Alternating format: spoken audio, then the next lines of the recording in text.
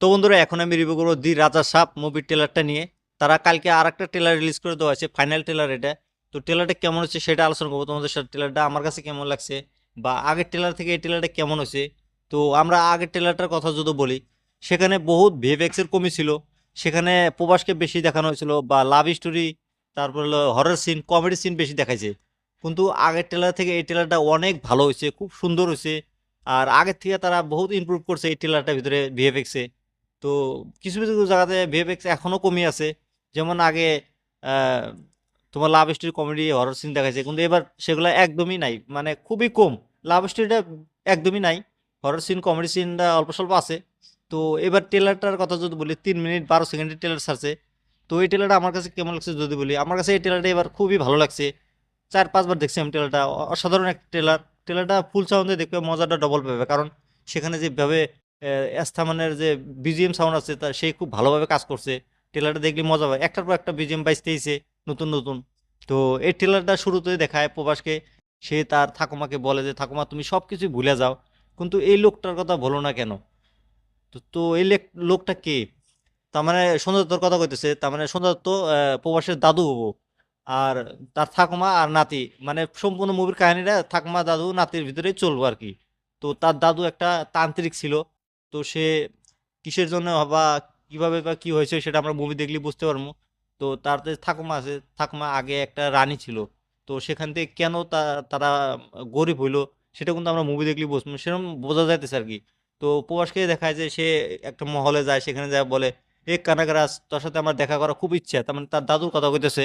তো তার দাদুর বিলে দিতেছে যে তোকে আমার মূর্তিতে নিয়ে আসার জন্য বহুত মানে কষ্ট করছে, মানে প্রভাসকে তার মূর্তিতে নিয়ে আসার জন্য বহুত দিন আগে থেকে চেষ্টা করতেছিল। তো এখন সে তার মূর্তিতে আইছে।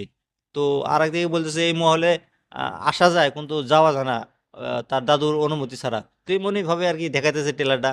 ট্রেলারের ভিতরে বহুত কিছু এমন এমন বস্তু দেখাইছে যেগুলা আমরা হলিউড মুভিতে বেশি দেখি। যেমন একটা সিন দেখাইছে, কুমিরের সিনটা যে দেখাইছে, কুমিরের সিনটা দেখতেই ভালো লাগে, কিন্তু ভাই সেখানে বহুত খারাপ কোয়ালিটির ভিএফএক্স ইউজ করা হয়েছে। তো আগে যেমন ছিল ট্রেলারটাতে, এখনো তেমনই ছিল, তেমনই আছে। তো কোনো একটা পরিবর্তন হয় না এই কুমিরের সিনটাতে। যেভাবে তুলে আছাড় মারলো, সেই সিনটা খুবই খারাপ।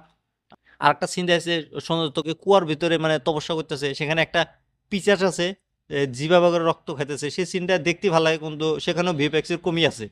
তারপর আরেকটা সিনের কথা যদি বলি, যে একটা ফটো ফ্রেম থেকে যে একটা লেডিস বাড়ায় যে মানে ভেস্কিটা মারে, তো সেই সিনটা দেখতেই ভালো লাগে, কিন্তু সেখানেও ভাই ভিএফএক্স এর কমই আছে। আর ভালো লাগছে একটা বস্তু, একটা সিনারি আছে, বড় একটা পিসাস বাড়ায় সোনার তোকে হাতের মুঠে নিয়ে কিংবা মুখে টেনে নেওয়ার চেষ্টা করে, সেই সিনটা কিন্তু দেখতে ভালো লাগে, সেই সিনটা দেখতেই মজা লাগবো সিনেমা ঘরে। তো সেই সিনটা আমার ভালো লাগছে। বাকি মুভিতে যেভাবে মিউজিক দিছে এস্থামান, অসাধারণ ছিল। বাকি ভিএফএক্স এর কাম অল্প কমই আছে এখনো, বহু জায়গায় ভালোও করছে। যেমন আহ, মহলটা দেখতে ভালো লাগে। তো আরেকটা ক্যারেক্টার বলতেছে তোমার ঠাকুমা, যেতে ঠাকুমা না, সে একটা মহারানী অমুক জায়গার। তো সেই সিনটা যেভাবে মানে ইন মানে বলতেছে, দেখতে মানে শুনতেই ভালো লাগে। যেমন আমরা বাহুবলীতে বলি মহেশ মতির কথা, এমন ভাবে মানে বলতেছে একটা ক্যারেক্টার এসে, সে সিনটা কিন্তু দেখতেই ভালো লাগে বা শুনতেও ভালো লাগছে। তো সব মিলিয়ে ট্রেলারটা আমার কাছে বেশ ভালোই লাগছে, আগের থেকে বহুত বেটার হয়েছে। তো মুভিটা যখন রিলিজ করবো আমরা, মুভিটা দেখলে বুঝতে পারবো কাহিনীটা কিরকম। আর কাহিনী জোর থাকলে মুভি চলবো। আর একটা সিন আছে প্রবাসের জাভায় জাভায় যে মারপিট করতেছে, সেই সিনটা দেখতে ভালো লাগে। একটা বুড়া লোকে দেখাচ্ছে লাস্টের দিকে, একটা তোমার জোকারের লোকে দেখাচ্ছে প্রবাসী, সেটা নিয়ে কিন্তু বহুত টোল করা আরম্ভ করছে বা অডিয়েন্সরা। তো ওগুলা ম্যাটার করে না ভাই, কাহিনী যদি সলিড হয়, ভেবে যদি কমিও থাকে, তাও মুভি চলে যাবো। বাকি তোমরা যদি ট্রেলারটা এখনো দেখো না, ট্রেলারটা দেখো, দেখে আমাকে কমেন্ট করে জানিয়ে দিও ট্রেলারটা তোমাদের কাছে কেমন লাগছে। আর আমার রিভিউটা কেমন লাগছে সেটাও তোমরা কমেন্ট করে জানিয়ে দিও। আর এরকম রিভিউ দেখার জন্য আমার এই চ্যানেলটা সাবস্ক্রাইব করে দিও।